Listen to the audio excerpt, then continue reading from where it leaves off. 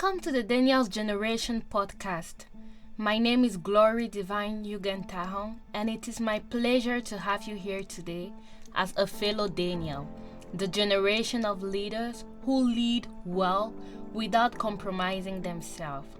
This is a space for becoming bold, becoming grounded, becoming the person God saw when He created you. Here, we talk purpose, leadership, growth, relationships, faith, visions, impact, and even results. Be rest assured that you will be challenged, sharpened, and reminded of this truth.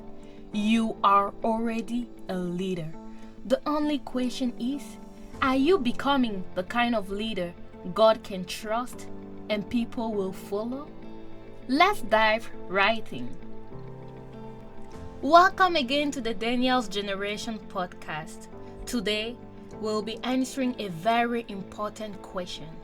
How can I get people to genuinely trust me as a leader? Again, how can I get people to trust me as a leader? The key words here are trust, people, and leader.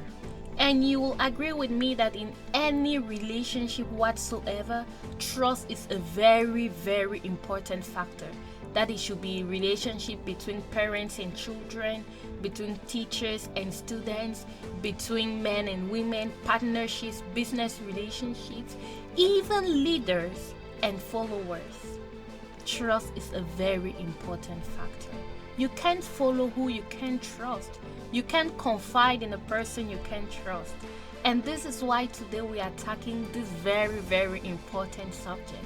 How to build trust in people such that as a leader, they don't only follow you because of force or because you demand it, but that they follow you with a genuine sense of trust and respect. The first thing that you need to make sure people can trust you is a vision. As a leader, you need a vision. You need a sense of direction. You need a goal. You need a plan. People don't want to trust or rely on people they feel like don't know what they are doing. People want to invest, keep relationships, follow people they know or at least believe are going somewhere. You agree with me that as a leader, a lot of people come to you, especially young people, if you're a young leader, trying to mirror their lives to the image that you are presenting. And if that image is not good enough, if the dream you are selling is not good enough, they will not trust you. They will not want to follow you. You need to have a dream. You need to have a sense of vision. You need to know what you are going to do. And when I say dream, don't just tell me you want to go to the moon. Tell me a dream that is feasible, that is possible, that is realistic. I don't want to say within the means that you have, but that it should be clear that even if it's a very big dream, that you have steps and goals that are a little bit smaller that you know you can achieve. Your goal gotta be achievable. It has to be clean. It has to be clear. And most of it all, I want to say, you must be able to sell it. You must be able to sell the idea. A lot of times I sit with some of my friends, also young leaders that have created non-for-profit or other types of organizations. And I remember one time we were having this conversation about the current situation of fundraising and all of that, and we were trying to write a grant.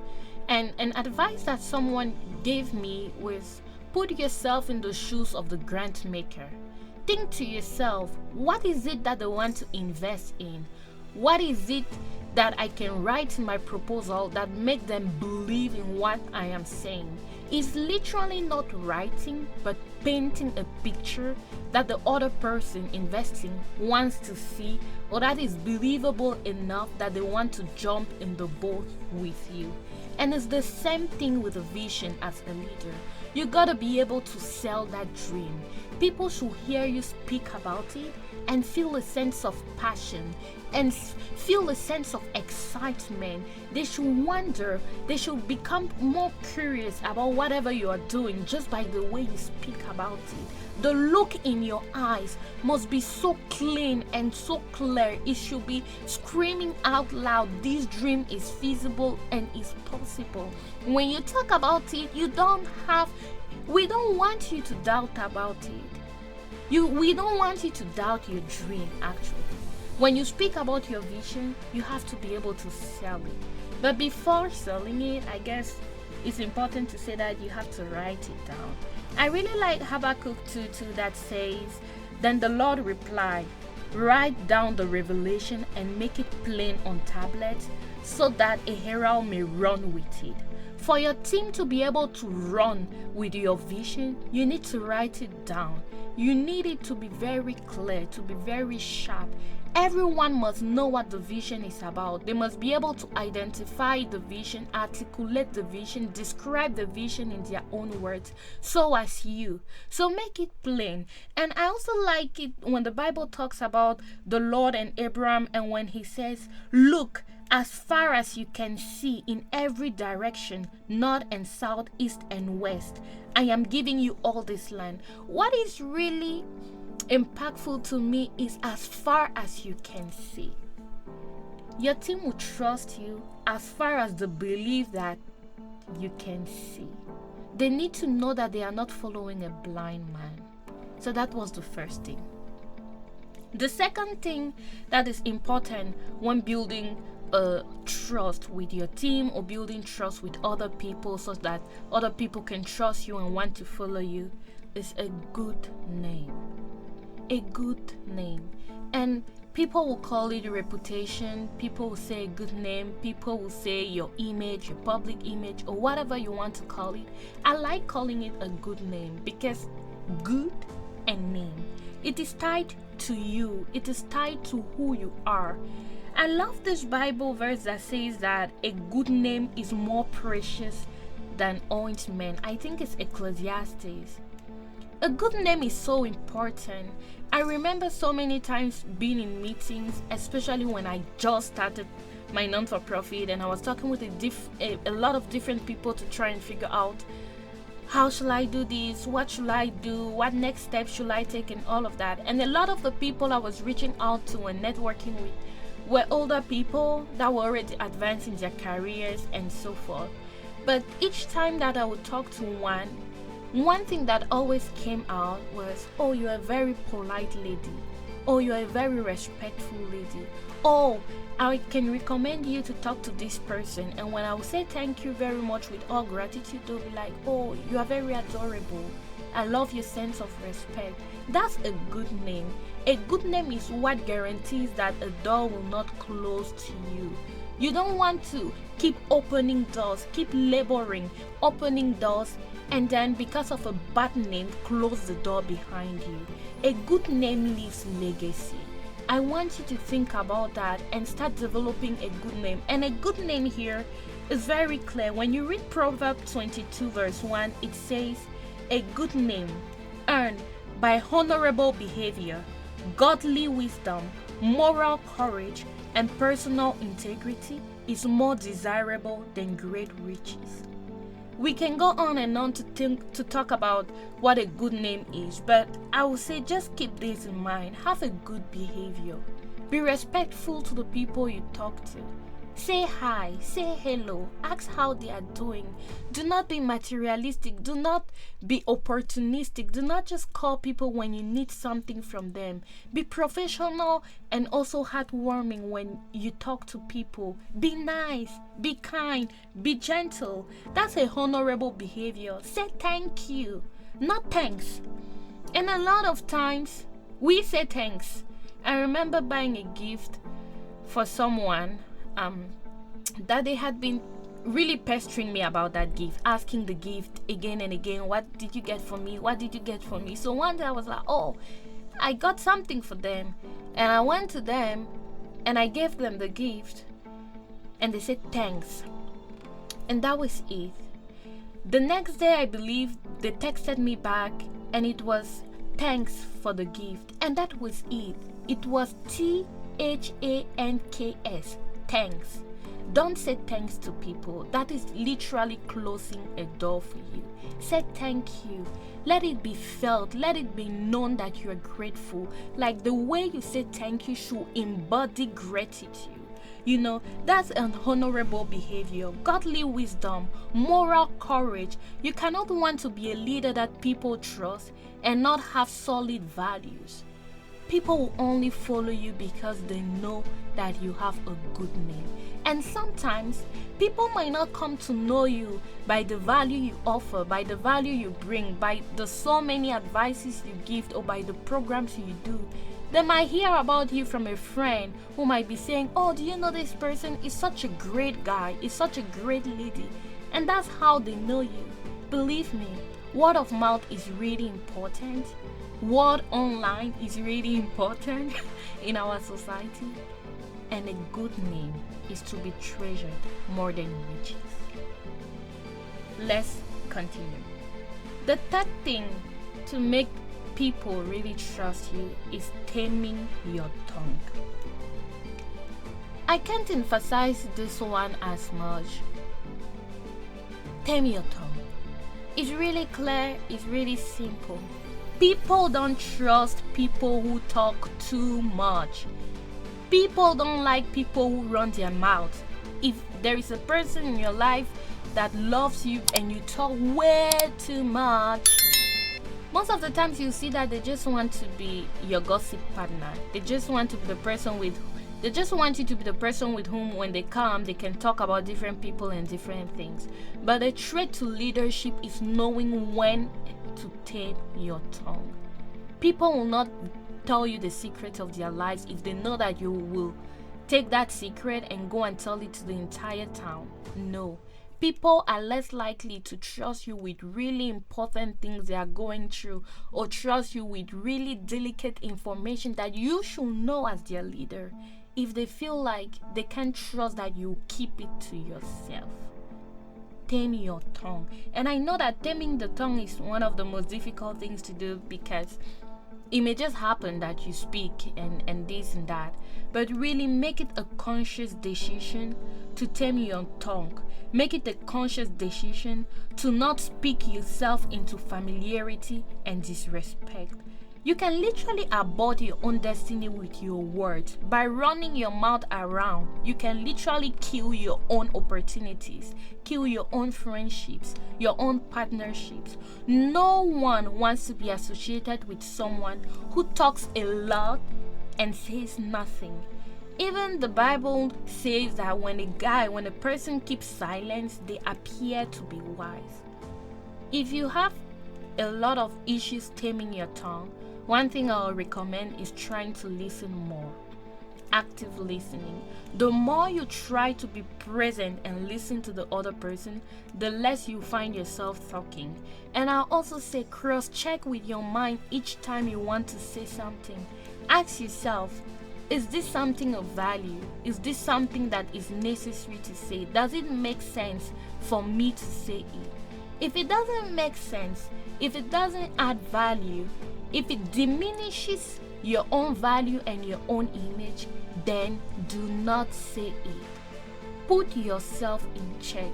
That is very important, because I personally, and I believe you also, will not want to follow a leader who runs their mouth.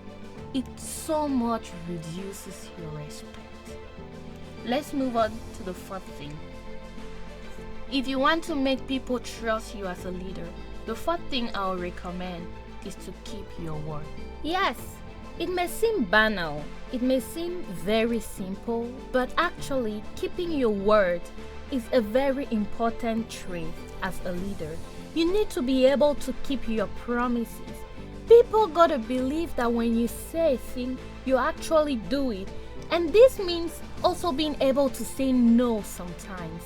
The people that tend to always say yes are the people that tend to not keep their words. Saying no sometimes is not always a bad idea. It's not always being wicked. It's not even always showing that you are not caring.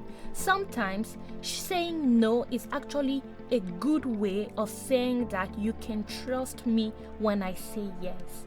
Learn how to say no so that when you say yes, you actually mean it and you actually put in work and people actually know that your yes is your yes. It is important. Think about this. If you cannot even defend the words that come from your own mouth, if you cannot honor your own promises, then why should anyone trust you to defend them as their leaders? If you cannot defend your own words that you said knowingly, consciously, you were in the right frame of mind, but you can't defend them, you can't honor them, then it means that even when you'll be dealing with another person's life, you won't still be able to honor them. People sometimes rely on your word. And if you can't honor that word, then of what essence is it? I had this proverb. I think I used to hear this a lot. People just saying, don't promise when you are happy, don't reply when you are angry, and don't decide when you are sad. And at first I was like, if I'm sad, why should I not decide? Or if I'm happy, why should I not make a promise? The thing is that in those different states of mind, what is controlling you is not your logic, but your emotions. When you are too happy, when you are too angry, when you are too sad, you tend to reply with emotional, how can I put it? You tend to be more emotional than factual. So don't promise when you are happy. Don't say yes when you are having a very, very good day and then someone is like, please, will you help me? And you say, yes, I promise. No. Or the day that something just happened, you are so excited, you just got that promotion or you just got a very nice news and then someone is like, oh, will you send me money? And you say yes. No, please. Even when you are in those very exciting moments, tell yourself, I won't make a promise now because I will not be able to actually make it happen or to honor it. There is a quote from George Patton that I just want to say that says that, say what you mean and mean what you say. And I really think that is foundational when you think about leadership. And it's very easy to quote and very easy to say that, please bro, please girl, mean what you say and say what you mean. But a lot of times, as leaders, as people, as young people, we tend to be carried away by our emotions and by how we feel. So I just wanted to say this. If you want people to trust you, then they need to know that when you say yes, it's a clear and reliable yes. And when you say no, it's also a no. They need to see that when you give them your word, it matters. That's how you build trust. The fifth thing, if you want people to be able to trust you, is what I call honesty. Honesty. You can circle that. You can underline that. You can bold that. Honesty. And some other people will talk about integrity, and I think it falls a little bit, it's a little bit similar, but I really want to double upon the word honesty. A lot of times, especially in this social media world, we want to showcase, we want to be a brand, we want people to see that we can, to see that it is possible. So we tell a bunch of lies in the disguise of saying that it's branding. We tell a lot of lies in disguise of is how I put myself out there. I need to put myself out there. But there is something beautiful in branding with authenticity. You don't always need to lie to show that you are a brand. You don't always need to lie or brag about or over exaggerate all the things that you do for people to know that you are doing well. Actually, over exaggerating, over amplifying, over sugarcoating what you do at the end of the day ends up hurting the trust people had in you. Something happened when I first joined LinkedIn. Oh, LinkedIn. I used to really like reading the post of people and seeing, I am excited to share that I just got awarded this. I am excited to share. It is my great honor. You know, the things that happens on LinkedIn. And at first, it was really nice reading people showcasing what they are doing. And then before I knew it, it came a time when I will actually see a post on LinkedIn that starts with, I am honored to say, I am pleasured to announce. I was like, this isn't real. The worst of it all was when a friend I knew did something in college, in school, and it was great. I don't want to diminish what they did. It was actually a very nice thing. And then they put it on LinkedIn. Imagine my shock when I was reading their post on LinkedIn. The way they talked about it, the way they amplified it, the way they packaged it, it was so beautiful to the point that what they were actually describing wasn't looking real and wasn't looking as what I saw them do. Packaging is beautiful, but over-packaging hurts the trust that people have in you. And I know that in this social media area where everyone is a brand is hard. But I need to say this again. The best thing you can do to your brand is to be honest and authentic. When you over-exaggerate, when you over sugarcoat, over beautify, over package what you are selling, what you are putting out there, people start seeing you as a fraud, as a deception, as someone who is just there to deceive them. You don't want that for yourself. So for me, I really believe that as a leader, honesty comes in two folds. You need to be able to be honest with yourself, and you also need to be able to be honest with your team, with other people. When I talk about being honest with yourself, it's knowing your weaknesses and knowing your strengths. And I know we talk a lot about knowing your strengths, but today I just want to talk about knowing your weaknesses. If you are honest, you should know and understand that you have weaknesses. Name those weaknesses and try to be better. Or try to find someone that can actually help you overcome those weaknesses. You need to be honest with yourself, and that's when words like self-appraisal come into place. If you lie to yourself, that's the biggest lie you ever tell. Because when you lie to people, they may not see it, but when you lie to yourself, believe me, the consequences come right back at you, and you do not want that. Be honest about what you know and what you don't know.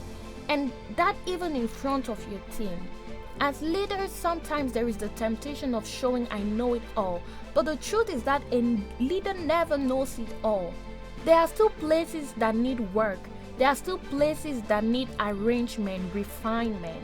When I started my non-for-profit, I didn't know a damn thing about the non-for-profit world. That was not what I studied in school, what I'm studying in school, what I read, what I dreamt of doing in this area, in this season of my life. I just found myself, and I needed to be honest with myself to know that I don't know enough to try and running blindfolded, to try and run by myself. So I went and sought out advice from people that had been in this non-for-profit world for a long time, people in strategy, people in consulting, people in fundraising, and I still do, people in marketing, because believe me, you don't know everything.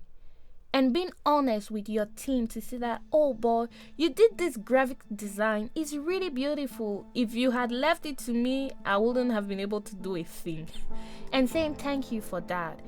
Being able to turn to that other person and say, you are very, very so good at writing. I am good at speaking, but when it comes to writing, it's bad. I really appreciate you for that. It's when you become honest with people, when you are able to say, no, I'm not the right person to do this, refer to this person, that people start trusting you.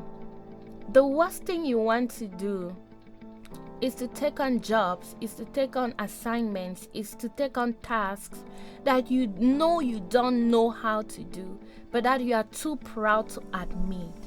Please don't do that to yourself. I'll say this again. Be honest. Do not feel ashamed about the fact that you don't know everything. Be clear with yourself. Be proud. Be able to proudly say that I don't know and I will learn and I want to learn. And believe me, when you grow, growth is so obvious. Growth is so obvious that when you grow, people will notice. Men may not say it, but they will see it and they will acknowledge it. So stop bragging about a growth that is not there. Stop trying to say you know when you don't know. You are just hurting the trust that people have in you. The last and final thing I'll talk about today is assume your choices. Bear the responsibility of the choices you make. People don't trust those who always blame others or people who are always looking for a fall guy. That should not be you as a leader. You shouldn't be that leader that is always looking for someone to put the blame on, someone to blame for the mistakes that they made or for the choices that they make, because a mistake or a good deed, both of them are choices we make. As a leader, I want to encourage you. Be able to assume the choices you made. Be able to bear the consequences of whatever choices you made.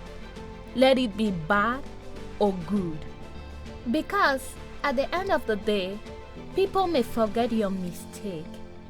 People may forget what you did. But believe me, that guy you put the blame on, the attitude you had when things were turning sideways, people will never forget that. So please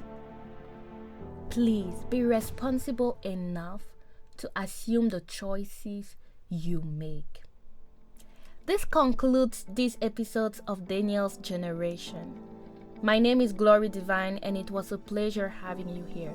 But before we close out, I just want to summarize what we said today.